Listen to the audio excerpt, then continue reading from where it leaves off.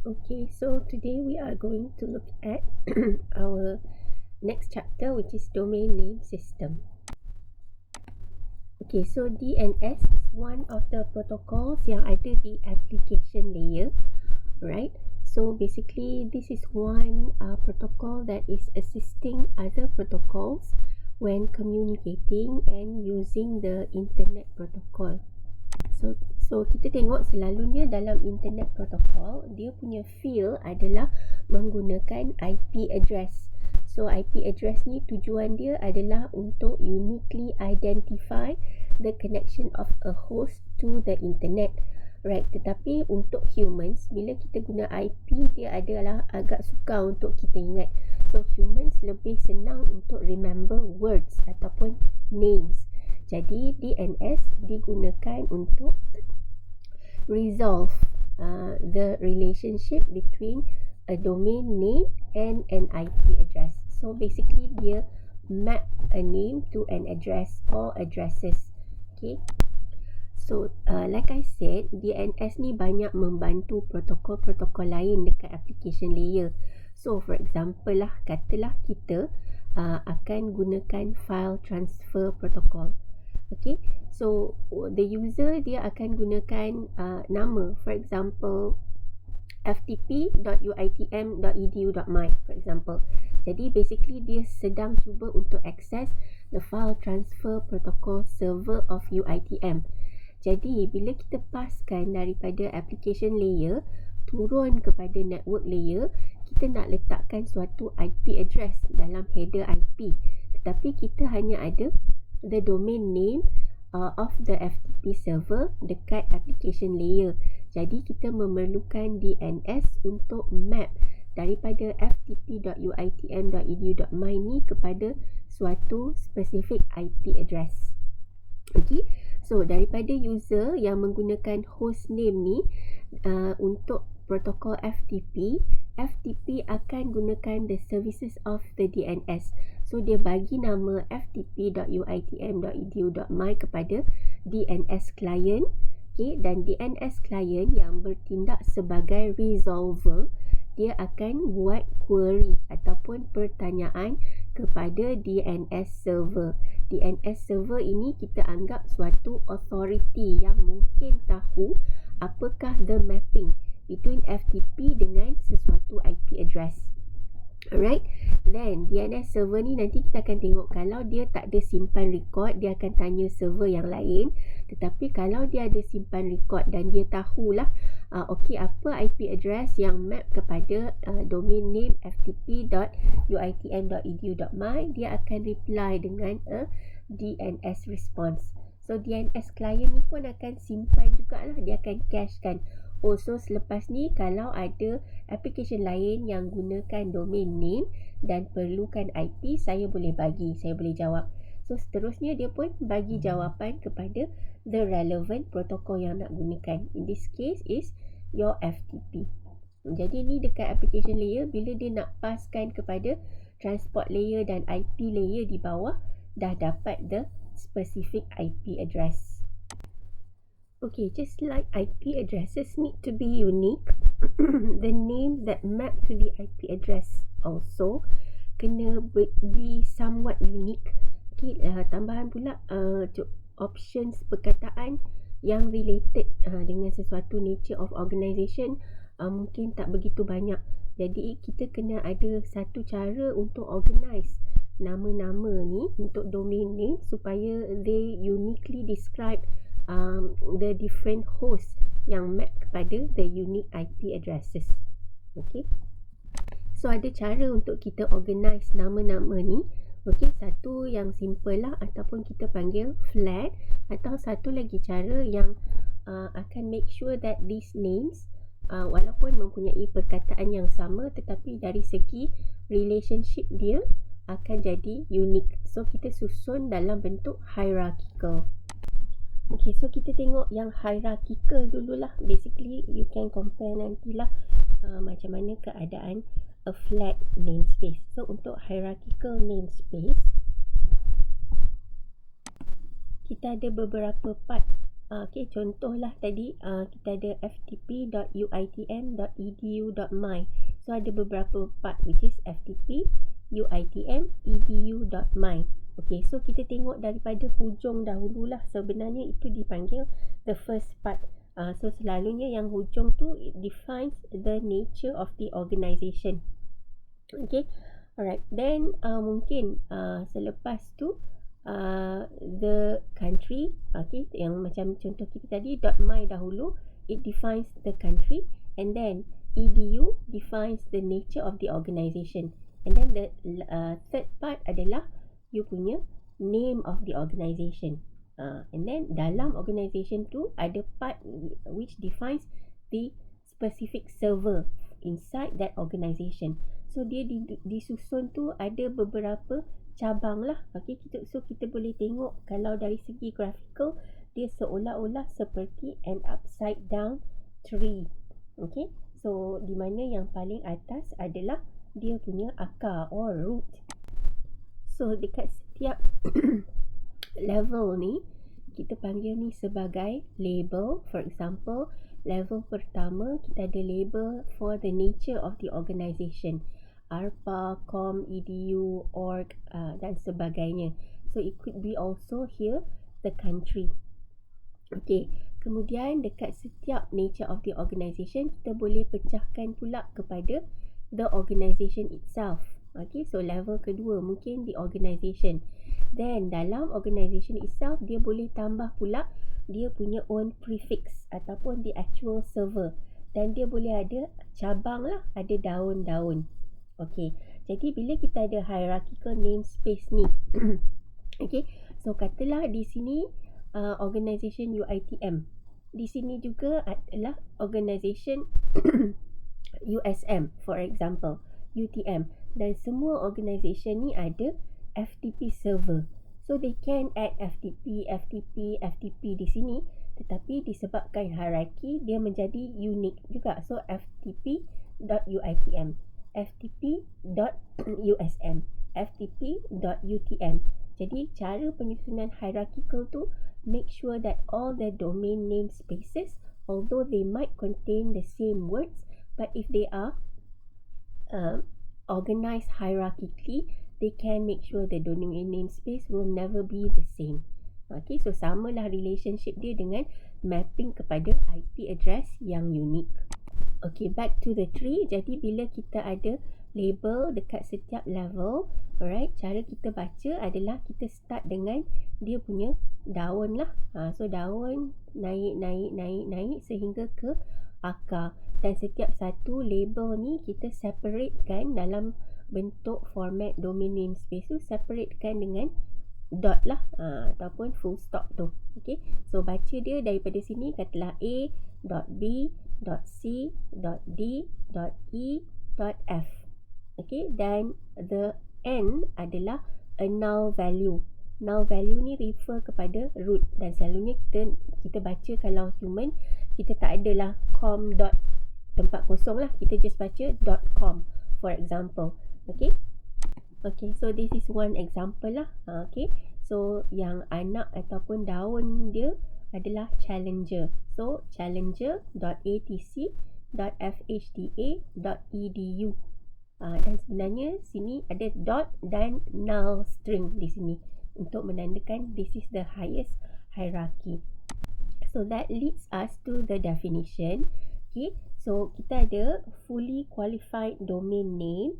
So basically fully qualified domain name is bila kita sebut ataupun define the domain namespace full sehingga ke ada dot dan null string di sini, sehingga ke root dia. Tetapi selalunya yang digunakan for humans adalah partially qualified domain name. Sampai .edu kita tak ada dot di sini. Okay, tetapi yang digunakan bila DNS, dia ambil katalah uitm.edu.my. Jadi bila dia passkan kepada the DNS resolver itself, DNS resolver tu dah akan tambah belakang ni dot and null string, okay, untuk menjadikan dia fully qualified domain name. But what we recognize as humans adalah partially qualified domain name. Okay, so kita tengok pecahan pokok tadi, di upside down tree. So we can call a domain as basically a subtree of the domain namespace. Jadi kat sini katalah domain ini yang dalam kuning ni kita panggil sebagai domain.com. Dan kemudian mungkin dia berpecah kepada cabang-cabang, dan setiap satu cabang ni is a subtree, okay, of the bigger tree of the domain space. So kita boleh panggil ni juga sebagai domain. For example, domain Google. Alright. Then dalam ni mungkinlah ada mail.google dan seterusnya. So it can be a subdomain inside a bigger domain. So kalau kita ambil kira semua domain names dan mapping to its IP addresses ni for the whole internet, dia mungkin mengambil banyak space dan resources lah. Right. So kita tak boleh contain dalam satu server sahaja. Of course, it needs to be scattered around and distributed. So itulah konsep dia juga bila kita ada hierarchy. Alright, so kita bagi satu hierarchy mengikut domain namespace tree tadi. So adalah different or distributed server for each of the domains. For example, here we have the root server. Then mengikut domain namespace tree tadi ada ARPA, so ada ARPA server, edu server dan sebagainya. Okay, so that they are well managed and organized lah. So tak boleh lah ada flats hanya satu server yang contain all the domain names with its IP addresses. Okay, so reason also bila kita ada scattered macam ni adalah reliability lah. Alright, so if one server fails, the other can still work, unlike if we have one single server. Okay, so bila kita punya server pun scattered or distributed, jadi kita pecah-pecahkan lah part of the domain namespace tree tu kepada each server. So kat sini kita ada term dipanggil zone. Okay, zone ni membawa maksud kalau server tu jaga hanya com sahaja. For example, so dia mungkin jaga zone com. So it means that it is what a server is responsible for lah, okay, or what a server has authority over. So let's say that server has authority over the com domain. So this is one single zone. Ataupun mungkin server tu kata saya tak boleh jaga semua zone com ni, so saya pecahkan. Mungkin MHHE punya domain ada one server. Okay, so that's one zone for a particular server. Another server mungkin jaga zone yang lain. So a zone can also be a domain lah. Alright, so zone refers to the authority of which a server is taking care of. Selain daripada tu, bila kita distribute ni, so kita juga boleh distribute task lah ataupun responsibility. So kita boleh ada primary server and also secondary server. Okay, cuma beza dia, a primary server loads all information from the disk file, while the secondary server loads all information from the primary server. So basically the primary server lah yang ada the latest and updated, then whatever that is updated by the primary server, the secondary server will copy from. Okay, right? So when the secondary downloads the information, this is called zone transfer. Okay, so the domain namespace ni, like I said, tak semestinya based on the nature of the organisation sahaja. It could be a country domain and also inverse domain. So inverse domain ni is basically when we have the IP and we want to resolve the domain name. Okay, so macam ni lah rupa basically we have inverse domain, generic domain and country domain. So this is the generic domain. So ada beberapa label di sini lah yang sudah fixed. Okay, so we have arrow, base, com, co-op, edu dan sebagainya. This is the example of the nature of the business lah. So mungkin boleh pilih, tapi selalunya kita ambil yang commercial. Another usage is when we use country domains. So again, the domain namespace authority dah pecahkan, dah bagi label yang sepatutnya untuk setiap country.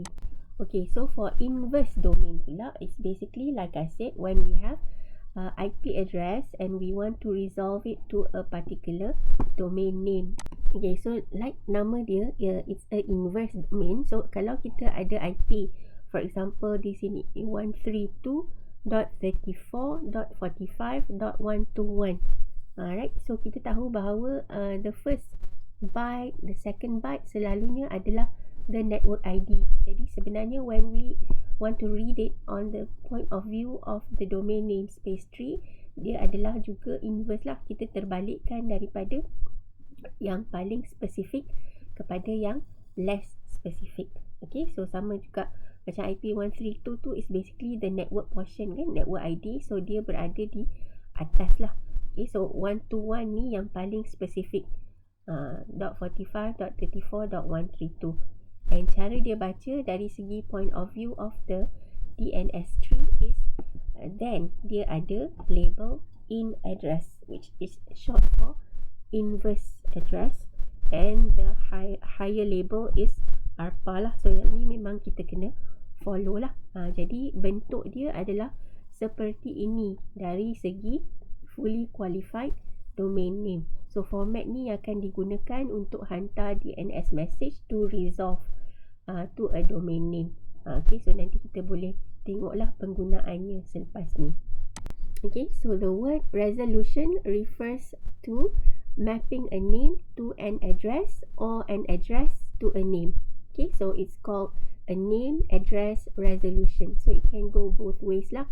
When we have a name, we want an address, or when we have an IP address, we want a name. So both refers to name address resolution. Okay, so kita tengok application lah, macam mana kita nak buat resolution ni. Okay, so katalah kita ada client and we know that DNS adalah berfungsi dengan architecture client server lah. Alright, so we have a client. So dalam client ni, any application yang run, dia akan passkan to the DNS client, which is called resolver. So untuk literature kita panggil dia resolver lah. So tugas dia lah untuk buat resolution between the name and the IP address. So for example tadi ada FTP, dia nak cari IP address sebab dia ada satu domain name. So dia passkan kepada DNS client yang bertindak sebagai resolver. Alright, dan client ni dia berada di dalam domain fhda.edu. So dia akan hantar query kepada DNS server dalam domain fhda.edu. So dia tanyalah, for example, hey, do you have the IP address of the ftp.uitm.edu.my? So dekat DNS untuk domain fhda.edu, it should have a list of name to IP address resolution, dan kalau dia ada IP address yang ditanya, dia akan jawab. Tetapi kalau dia tak ada, dia akan hantar query ini kepada the upper hierarchy dalam domain fhda.edu ini. Jadi for example here, since dia dalam edu, dia akan hantar ke the edu server. Jadi edu ni dia adalah mempunyai authority ataupun dia jaga zone edu. So mungkin edu ni tahu. Okay, kalau dia tahu, dia pass. Tapi kita tengok contohnya seolah-olah dia tak tahu. Okay, saya tak pernah ada record ftp.uitm.edu.my. So saya mungkin boleh tanya server lain. So server lain yang mana, dia akan tanya to the upper level. So di sini dia akan tanya kepada root server. Okay, katalah root server ni kata saya tak ada dalam cache saya. Saya mungkin boleh tanya server yang lain. Okay, so saya bagi contoh tadi, dia nak resolve ftp.uitm.edu.my. So dia dalam edu kan. Tetapi mungkin lebih faham kalau saya tanya mungkin uitm.com. Right, jadi root server kata I don't have the IP address. I should ask somebody yang mungkin lebih tahu. Since query kamu mengenai com, saya tanya kepada com server dan seterusnya. Okay, so katalah yang saya tanya tu klien ni dia nak tahu what is the IP address of the mcgraw.com server. Then com server akan passkan to the actual server yang akan tahu. Okay, So mcgraw.com dia akan pass lah, okay, itu saya adalah DNS server untuk mcgraw.com, this is my IP. So dia pun passkan. Okay, so this whole process is called recursive. Okay, sebab basically fhda.edu akan bagi jawapan kepada klien. So klien ni expect saya dapat jawapan. Saya tak mahu jawapan yang kata saya tak tahu, tolong tanya orang lain. Jadi kalaulah server ni tak tahu, dia yang tanya sehingga mendapat jawapan dan dia passkan kepada klien. Okay, so recursive maksudnya dia itu, bila klien tanya, server yang terdekat ni akan bagi jawapan. So macam mana dia dapat jawapan tu? Kalau dia kena tanya berkali-kali ni, dia passkan daripada satu server ke server yang lain pun tak apa. Jadi dia dapat jawapan, passkan kepada klien. Itu dipanggil recursive. Okay, so ada klien yang mungkin dia tak set. Dia kata, okay lah, saya just nak tanya. Alright, so kalau itu dipanggil iterative. So iterative maksudnya kita panggil ni dalam translation berulang, kan? Okay, so jadi the responsibility to ask or the responsibility to resolve adalah dekat klien. So dari segi ini, kalau iterative dia tanya fhda.edu tak tahu, dia kata okay, saya tak tahu, cuba tanya edu.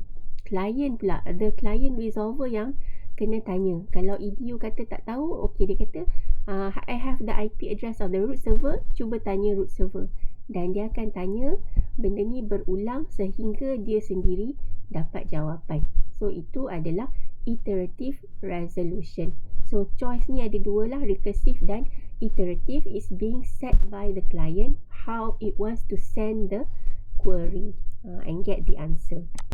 Okay, so kita tengoklah proses resolution dengan lebih detail. So kita tengok the kind of DNS messages yang ada. So basically DNS ni simple. It has two types of messages, query and response. Okay, so both types have the same format.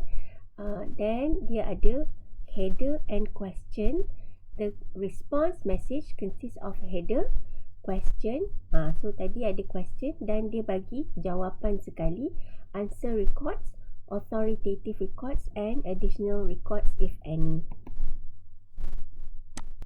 Okay, so ni yang saya cakap lah.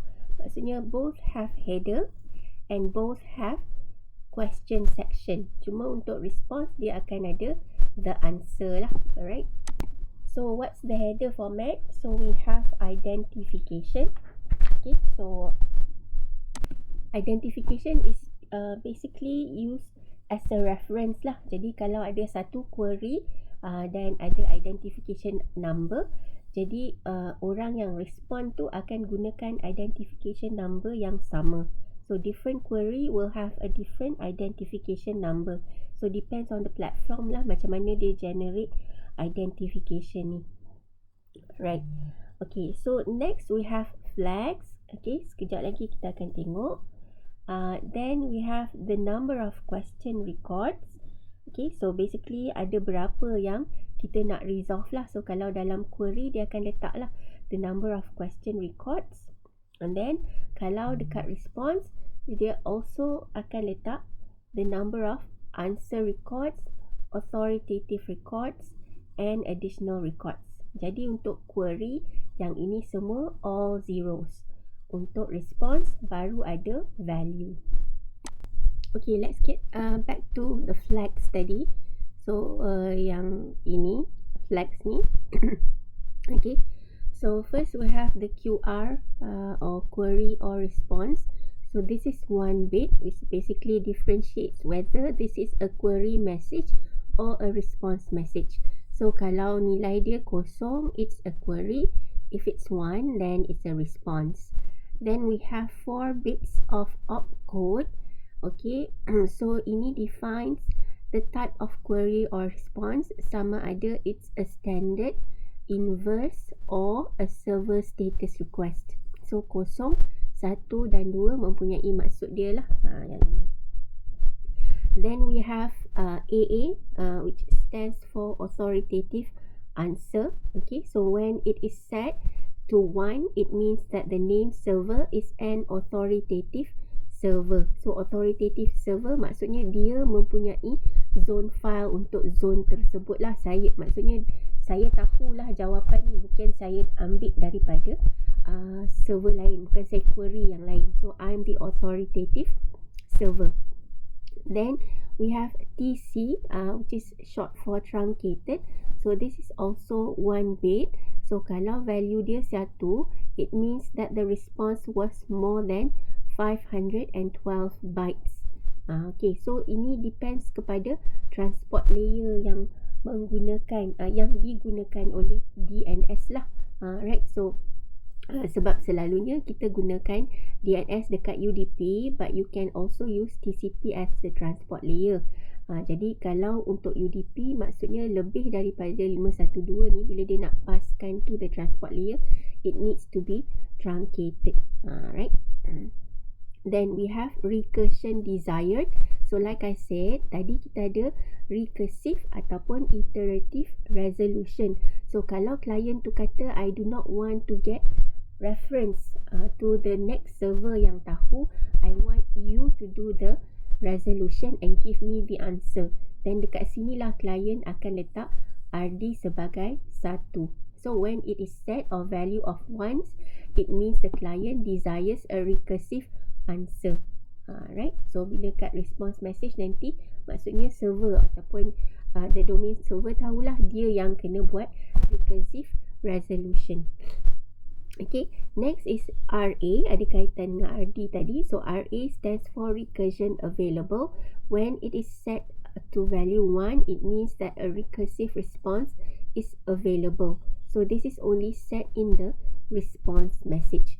Then katalah daripada server bagi tahu, katalah yang ni tak letak RD. This one says there is a recursive answer because I do not know. Then client boleh respond lah, please do recursion resolution. Then we have reserved. Okay, so kita tak guna 3 bit ni dan dia akan letak value kosong. Then we have R code. This is if there is any error. Okay, so nanti kita tengok error dia apa. Okay, so this is the value of the R code or the error. Kalau kosong, no error. Otherwise, you have either format error, problem admin, server dan seterusnya lah. So ada number yang sudah fixed. Okay, untuk nilai-nilai R code tersebut. Okay, so macam DNS message type, kita ada query dan response. Jadi dia punya soalan dan jawapan tu kita refer juga ada 2 lah. So satu, question record, maksudnya the detail of the question tu, the detail of the query is inside the question, so we call this as the question record. And the detail of the response, we call this as resource records. Okay, so resource records are used in the answer, authoritative, and also additional information. So this is referred to as resource. Okay, getting back to the query and response message. So we know that both have a header. Kemudian kita ada question section. So dalam question section ni kita akan tengok the next format, what is contained in the question section. So dalam question section kita ada question record. Okay, so dia boleh berulang lah. Remember that we have the number of question, jadi dia boleh berulang. Okay, so setiap satu akan ada query name, query type and query class. Okay, so untuk query name is basically the domain name that we want to resolve lah. Okay, so format dia adalah seperti ini. Okay, so first dia ada count, the number of characters untuk the first level, the second level dan seterusnya lah. Okay, so dia akan susun daripada leaf sehingga ke root. Right, so then 5 untuk admin, 3 untuk ATC dan seterusnya. So after the count, we know that it represents the dot lah ataupun period. Okay, so maksudnya di sini count 0 refers to the null string. Right, so maksudnya dia, the resolver sendiri dah tukarkan format dia kepada fully qualified domain name. Untuk query type, so kita ada sinilah. Okay, so usually the one that we want adalah A type ataupun address. That means we have the domain name and we want the IP address. Okay. Also ada jenis-jenis lain query. So mungkin dia hanya perlukan the name server or the DNS server IP address for a particular domain. CNAME is usually for the alias ataupun for the backup server dan seterusnya. So kita ada juga yang ni PTR. Okay, so saya highlight yang relevan untuk kita lah. So untuk PTR, it refers to pointer ataupun basically it is a reverse resolution. Maksudnya kita nak domain name. So we have the IP address but we need the domain name that is relevant. Okay, then if we want to do query for IPv6, then we have the mnemonic AAAA. So also which means we have the domain name but we will need the IPv6 address. Okay, then the query class, usually the common one is internet lah. So yang lain ni for older networks lah yang obsolete already. Okay, so untuk response pula message, kita ada question section and then we have the answer section. Alright, so kita tengok pula content dalam the answer section.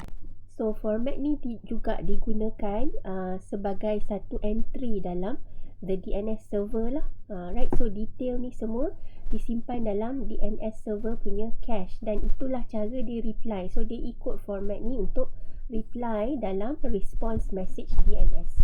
Right, so first we have the domain name. So basically the variable length field containing the actual domain name. Okay, so domain name ni should be a duplicate of the question lah. So mestilah jawapan tu yang relevan kepada soalan. So it should be the duplicate. So nanti kita akan tengok macam mana kita tak repeat ni lah. So kita letak pointer. Then domain type dan juga domain class is also related to the question section lah. Kalau domain type di sini di sini mengikut query, so dia mesti sama lah. So sama juga dengan domain class. Next is time to live.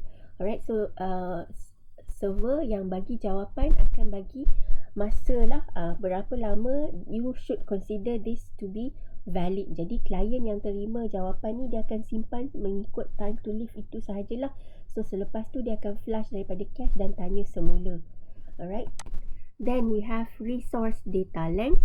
So dia akan bagi tahu since the actual answer adalah variable in length, so it needs to have a field that bagi tahu berapa panjang jawapan yang saya nak bagi ni. Okay, so then the resource data itself is basically variable mengikut jenis pertanyaan. So it can be a number, which is what we want, IP address for example, and also the answer could be a domain name if it is a pointer query ataupun an inverse query. It can also be an offset pointer. Offset pointer is a pointer referring to the header back itself. Maksudnya mungkin dia akan bagi jawapan mengikut panjang dalam content of the message itself, or it could be a character string. Okay, back to domain name tadi. Bila dalam jawapan DNS response message tu, since DNS selalunya kita gunakan transport layer UDP, so we want to make the messages as short as possible. Okay, kita tak repeat domain name tu. Instead of repeat, kita letak pointer.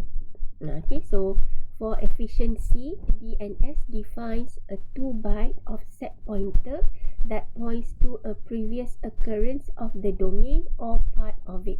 Okay, so back to the resource record format. This is the domain name dan dia sepatutnya sama dengan domain name yang dihantar dalam query. Yang ni, yang query name ni. Since kita nak shorten sebab benda tu berulang, tak perlu ulang sepatutnya. Jadi point dekat domain name ni selalunya DNS akan letak format pointer. Maksudnya dia bagi tahu byte ke berapa nak tengok di mana query name tu ada. Okay, so you should remember that response ni dia ada question section juga and then the answer section. So dalam answer section baru ada resource record. Jadi dalam resource record tu ada domain name. So dia akan letak dekat domain name tu the pointer pointing to the question section, which contains also the query name, and it's the same as the domain name lah. Okay, faham So the format of the offset pointer is basically 16 bit. 2 bit pertama dia memang letak 1 to to signify that this is an offset pointer. And then the 14 bits remaining kita letakkan the address of the beginning byte. Kat mana nak cari the query name tadi. Ni dalam response message. Okay, so see it in action lah. So lebih kurang macam mana dia berfungsi, nak tengok pointer tu tadi contohnya. Okay, so we have one example here. A resolver sends a query message to a local server to find the IP address for the host chal.fhda.edu. Okay, so kita tengok dia punya query and response message. Okay, so this is the query message lah. Okay, so the first 2 bytes show the identifier. Ni identifier. The next bytes contain the flag. Okay, so kita nak tengok flag ni lah. Okay, so flag dalam hexadecimal is 0100. Bila kita convert kepada binary, inilah yang jadi. Right, so 00 ini 01. Ni yang depan ni 00 ni adalah kosong lah basically. Alright, so yang ini yang kita nak translate dahulu mengikut field dia. So let's look at the first field, which is QR, query or response. So since it is a 0, that means this message is a query. Okay. Next is the opcode. Opcode is basically either a standard query, an inverse query, or a server status request query. Since the value is 0, that means this is a standard query. Okay. Next is authoritative answer. Since this is a query, it shouldn't be an answer. So the value should be 0. Okay. And this is TC. Okay. So it is assumed here that this message is not truncated lah. Sebab selalunya query message tak panjang. Response message yang panjang. So TC is 0. Then we have recursion desired. So di sini value dia 1. Maksudnya klien ni mahukan recursive answer. I just only want the answer. I do not want to have to ask many times. Alright. Then recursion available. Since ini hanya available untuk response, then value dia adalah kosong. Alright. Reserve memang kosong. Then error code, it shouldn't be an error lagi lah. Okay, sebab ini baru query. Right. So itu dia punya flag punya meaning. Okay, so let's look at the whole query message. Tadi kita ada identification, then we have the flag, okay, and then the number of question records. Okay, so di sini ada satu je question dan yang lain should be kosong sebab dia adalah query message. Alright, then kita ada question record. Question record punya section ada query name. So query name dia kita follow lah. Contoh ni adalah chal.fhda.edu. So dia pun letak dalam format query ini. So 4 karakter, 3 karakter, and ended with a null string. Next we have query type and also query class. So query type is 1, which represents address. So we need the address of this domain name. Query class is 1, which is the internet. Okay, next kita tengok dia punya response message. Okay, so dari segi header, identification akan sama, tapi flag dia berbeza. So this case, flag dia in hexa is 8180. In binary, dia macam ni. Okay, so kita tengok QR. Since it is a response, then it is a 1. Opcode still a standard, so dia masih kosong. Okay. this is not an authoritative answer. So that means most probably this server got it from another authoritative server lah. Alright. So and it is not truncated. That means it's not that long a message that it should be truncated. Okay. And then a recursion desired, since the client set it as 1, so the answer is also 1. And recursion is available. So like I said, this is not an authoritative answer. So that means server ni jawab kemungkinan dia buat recursive resolution. So RA is recursion available. Okay, and then reserve and R code kosong. Kita assume tak ada error lah. Okay, so this is the answer. Identification sama, flag kita dah bincang. Number of question record is 1 and number of answer record is also 1. So dia dah dapatkan jawapan. Jadi kita tak perlu jawab number of authoritative answer ataupun number of additional records lah. Okay.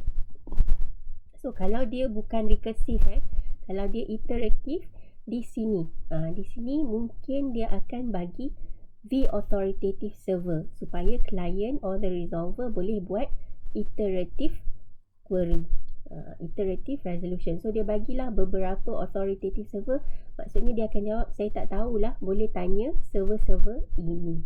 Okay, tapi since ini dia kata recursion available, that means dia dah pergi cari kan, since the client has said that I want a recursive answer, so dia bagi answer terus lah. Alright, so this is the question record. Okay, so dekat response masih ada question, and then kita tengok kepada answer record. Ini question record, maksudnya query name, query type dan query class. Okay, kemudian dekat answer record kita ada pointer COOC. Okay, so COOC kita ambil portion OC ni, maksudnya when we translate from hexa to decimal, it means go to byte 12. C is 12 kan, so cari dekat byte yang ke-12 untuk cari dia punya domain name. Alright. Okay, so then we have also the type and class for the response, which is still 1. Then we have the time to live. Then we have the resource data length, which is 4 bytes. And then we have the resource data, which is the IP address itself. So alamat dia untuk chal.fhda.edu is 153.18.8.105. Okay, let's look at a case where we have an inverse query. So macam mana kita what are the possibilities of having to have an inverse query? So one example is an FTP server has received a packet from an FTP client with IP address 153.2.7.9.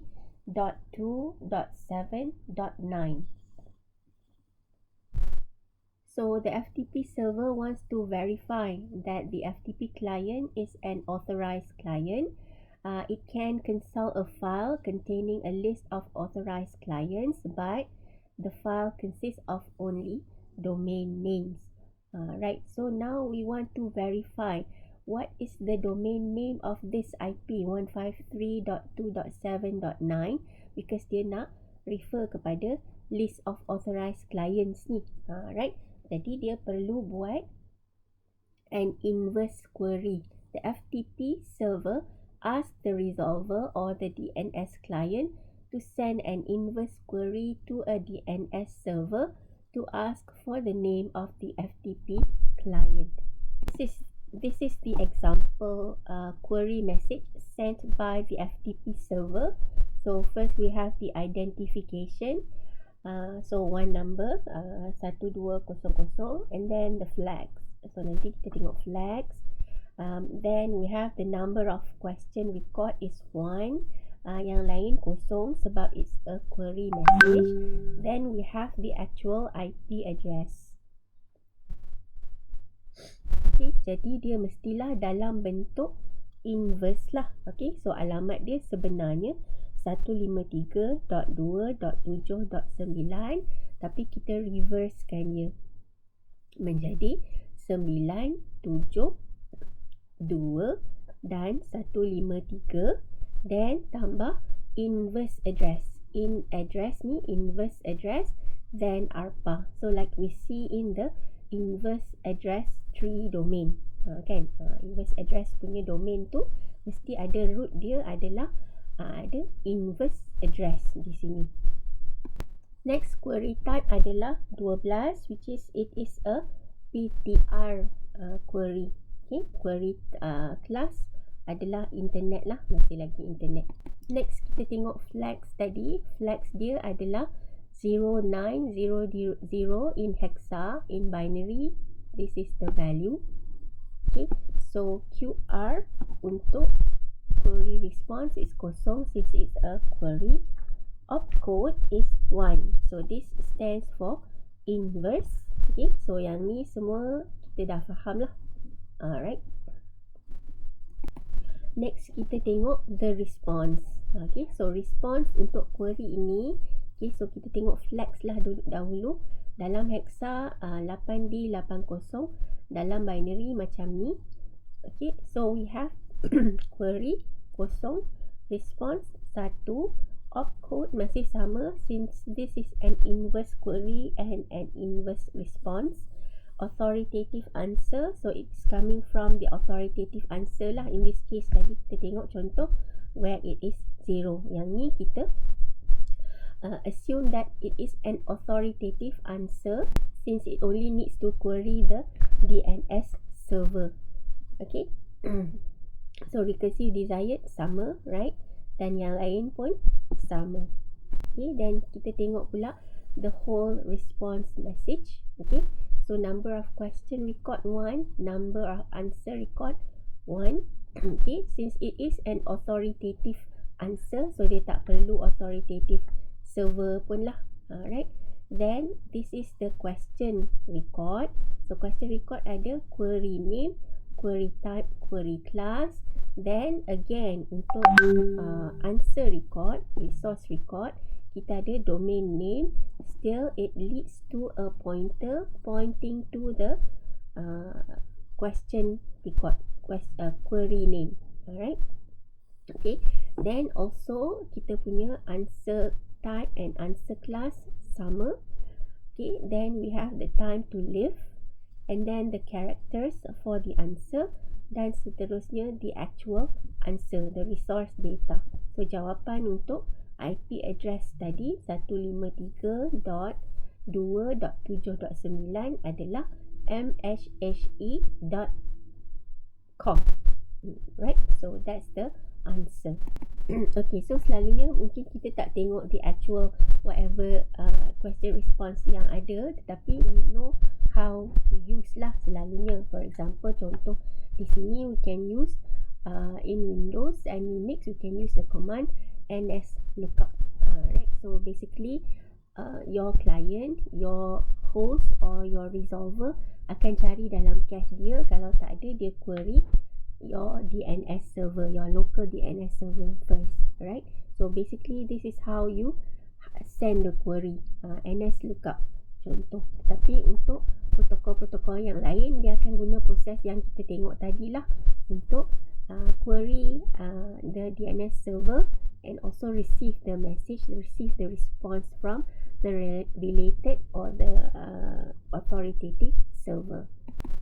Okay, so dari segi encapsulation, like I said, DNS boleh guna sama ada UDP or TCP as the transport layer.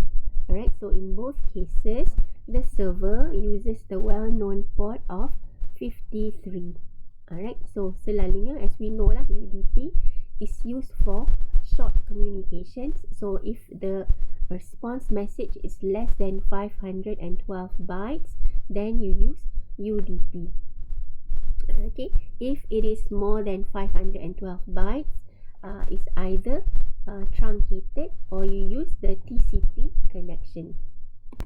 So when new domains diterbitkan or being created, who is the authority untuk jaga ni? So we call this as registrar. So it is a commercial entity and it's accredited by ICANN. ICANN, you know, is the authority yang jaga IP address space and namespaces. So kita register lah dengan mana-mana registrar yang accredited by ICANN untuk tambahkan this domain name ke dalam your servers. So that semua DNS server contain the record about your new domain name. Okay, so one thing dalam DNS ni adalah isu security lah. Okay, so macam dia cakap di sini, no one predicted that there would be so many address changes. So of course lah, as we use the internet nowadays for everything, right? So ada banyak lah query and response and the database name changes, right? So this DNS is a potential attacked by DNS threats lah. For example, DNS poisoning, for example. So sebab dia selalu bertukar-tukar the database or records. Jadi one mechanism untuk make sure the database is always updated is called Dynamic Domain Name System or DDNS. So kita ada mechanism, ada separate protocol yang make sure the master file will always be updated bila ada pertukaran. Bila for example kita register dekat registrar tadi. So because of the proliferation, terlalu banyak pertukaran domain names ni, so ada DDNS. Next, also because like I said, DNS ni ada banyak protokol yang gunakan dia sebagai assistant untuk dapatkan address resolution. So it's very susceptible to attacks. Okay, so macam saya cakap tadi, contoh DNS poisoning ataupun DDoS dan sebagainya lah. Okay, so like IP masa dia created ada banyak kekurangan dan dia perlukan protokol untuk assisting, for example ICMP. So untuk DNS, there is a technology called DNS security. So it's an additional protocol on top of DNS to provide authentication and message and integrity. Right, so dia digunakan untuk make sure that these messages can provide security or encryption supaya tak semua orang boleh tukar message ni. Macam contoh DNS poisoning tu akan tukar the contents kan. So itu adalah separate lah, okay, not included inside this course. Alright, so that's it for DNS.